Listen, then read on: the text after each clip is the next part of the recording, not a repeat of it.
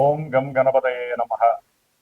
ఓం జ్ఞానానందమయం దేవం నిర్మలస్ఫటికాకృతిం ఆధారం సర్వ విద్యానాం శ్రీ హయగ్రీవముపాస్మహే. హయగ్రీవ అనుగ్రహ సిద్ధిరస్తు.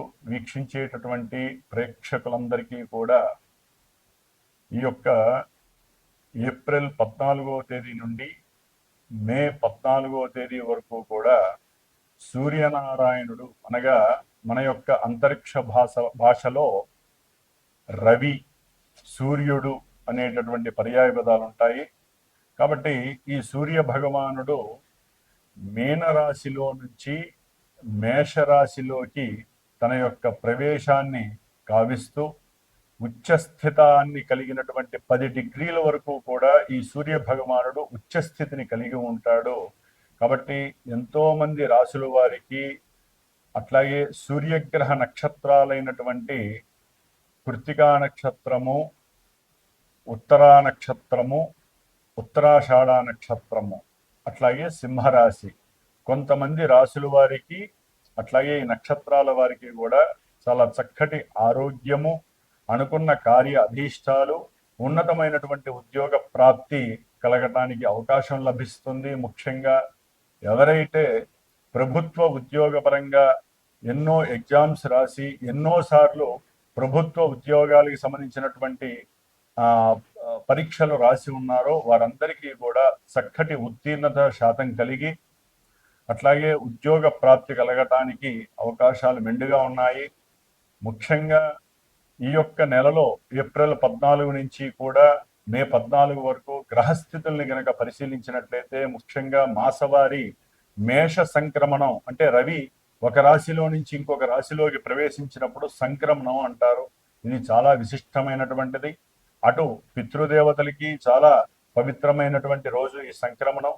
అట్లాగే ఈ యొక్క సూర్య భగవానుడు నెలకి కరెక్ట్గా ఒక్కొక్క డిగ్రీ చొప్పున రోజుకి 30 డిగ్రీలు కూడా పరిభ్రమిస్తూ 30 రోజుల్లో ఆయన మారేటటువంటి నక్షత్రాలని బట్టి వారి జాతక చక్రంలో ఎవరైతే రాసులు చూసుకుంటున్నారో వారి యొక్క జాతక చక్రంలో నడిచేటటువంటి దశలు, అంతర్దశలు, విదశల్ని బట్టి వారి యొక్క జన్మలగ్నాన్ని బట్టి ఈ సూర్య భగవానుడు ఎక్కడ ఉంటాడో ఆ యొక్క ఫలితాలని మనకి ఇప్పుడు ప్రసాదిస్తూ ఉంటాడు. మంచి కావచ్చు, చెడు కావచ్చు.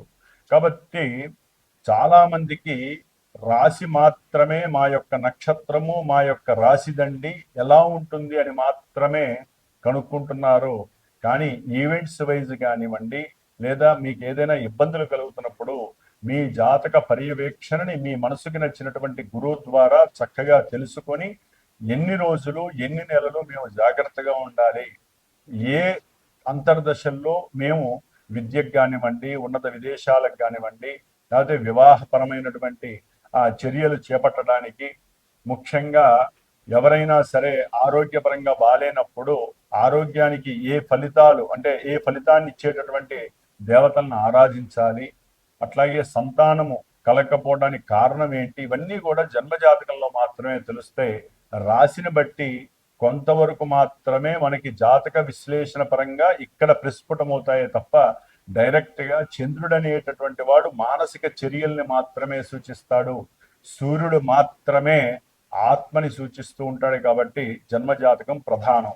ముఖ్యంగా ఈ యొక్క నెలలో గ్రహాల యొక్క గోచార స్థితులను గనక మనం గమనించి ఉన్నట్లయితే గనక సూర్య భగవానుడు మేషరాశిలో ఏప్రిల్ 14 నుంచి మే 14 వరకు ఉంటాడు. అట్లాగే మాసగ్రహాలైనటువంటి శుక్ర భగవానుడు ఈ యొక్క మేషరాశిలో దాదాపుగా ఏప్రిల్ 19వ తేదీ వరకు ఉండి ఏప్రిల్ 19 నుంచి మరలా వచ్చే సంక్రమణం వరకు కూడా వృషభ రాశి తన యొక్క సొంత రాశిలో ఉండి చాలా చాలా మేలు కలిగిస్తాడు కొన్ని రాశుల వారికి. అట్లాగే బుధ మహారాజు, మరి ఈ బుధుడు దాదాపుగా 11వ తేదీ ఏప్రిల్ 11 వరకు కూడా కుంభరాశిలో ఉంటూ మీనరాశిలో దాదాపుగా ఈ యొక్క ఏప్రిల్ 11వ తేదీ నుండి కూడా చివరి వరకు ఉండే అవకాశం ఉంటుంది.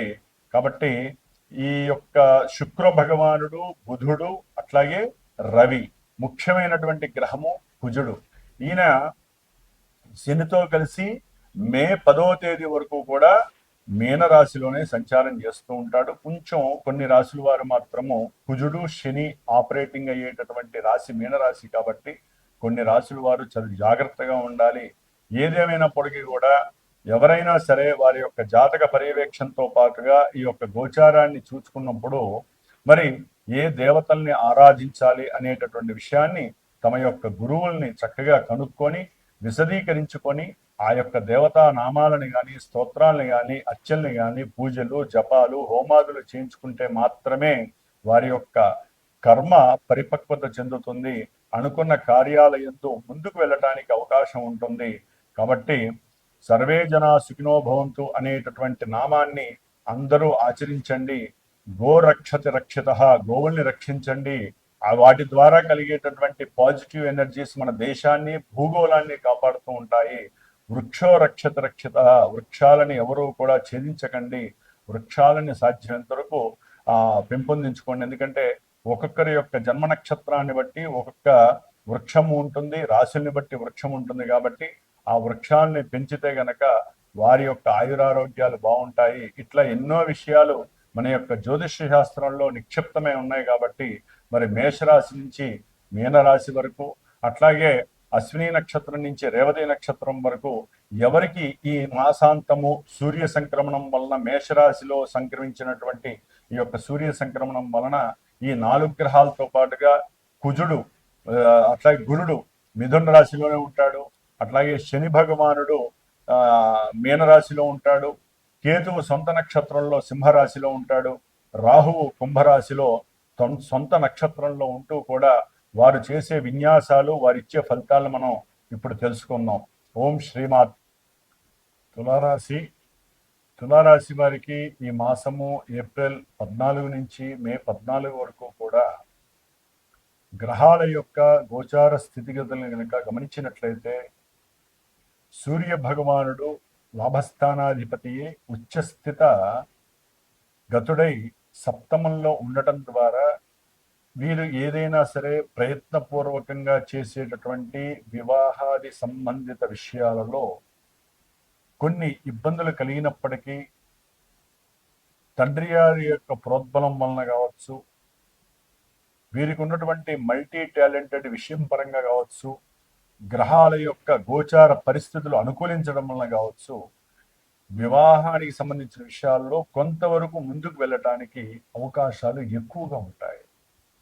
వ్యాపారంలో కూడా లాభాన్వేషణ కోసం ఎవరైతే ఎదురు చూస్తున్నారో వారికి కొంత గవర్నమెంట్ పరమైనటువంటి విషయాలలో కొన్ని ఆపదలు ఇబ్బందులు ఎదురొచ్చినప్పటికీ వీరికి ఉన్నటువంటి సమయస్ఫూర్తి కావచ్చు, ఆత్మ పరిశీలన శక్తి కావచ్చు, ముందే ఏ సమస్య వస్తుందో గ్రహించేటటువంటి శక్తి వీరికి స్వతహాగానే ఉండటం వలన తులారాశి వారికి కాస్త ఆ విషయాలని పక్కకి నెట్టివేసేటటువంటి శక్తి కూడా ఆ కిరణాలు సూర్యుడి నుంచి వీరికి లభిస్తాయి.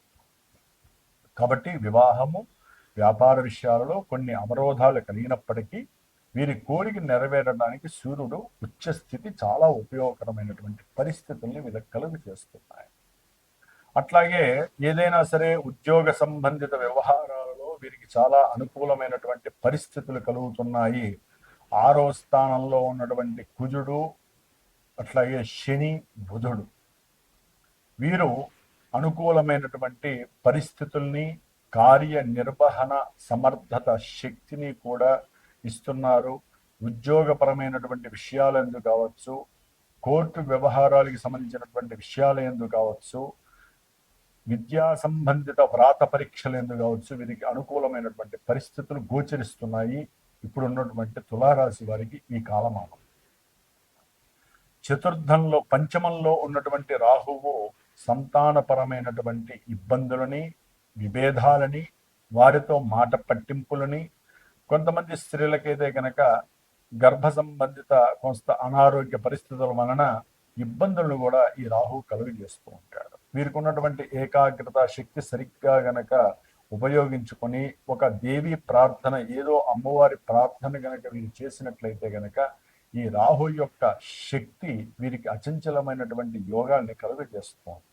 లాభంలో ఉన్నటువంటి కేతువు అనుకున్న ప్రతి విషయంలో అభీష్ట సిద్ధిని, తండ్రి గారికి సహాయాన్ని, అట్లాగే ఉద్యోగ వ్యవస్థల్లో వీరికంటూ కోరినటువంటి ఉద్యోగ పరిస్థితులను కూడా మిగతా గ్రహాల వలన, కేతువు వలన కలగటానికి అవకాశాలు ఉన్నాయి. తండ్రితో ఆనందకరంగా ఉండేటటువంటి పరిస్థితి కనిపిస్తోంది.